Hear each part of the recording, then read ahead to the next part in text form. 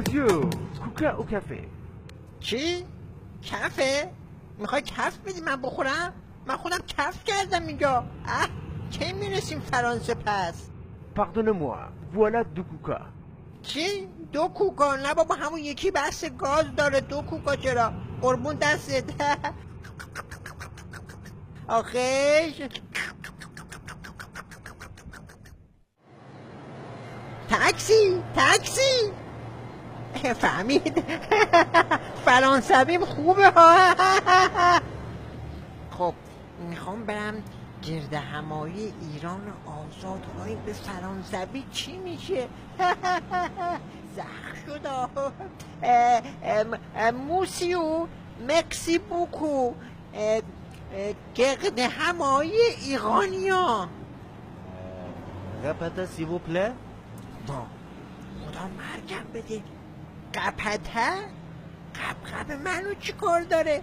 الان جوابشو میدم. این منو نشناخته. چی؟ چی به فرانسه چی میشه؟ آها کوا؟ چی؟ قپته پت پپته؟ Non, non, non, non. Au leveau.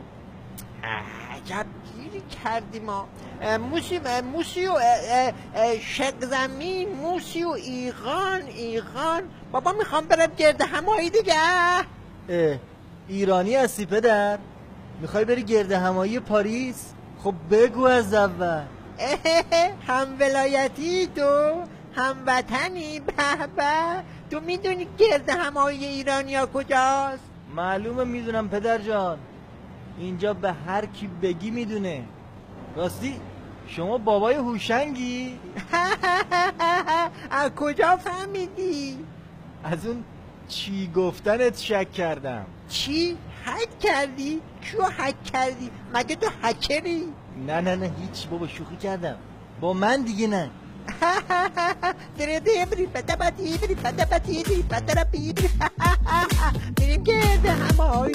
میریم گرد همایی.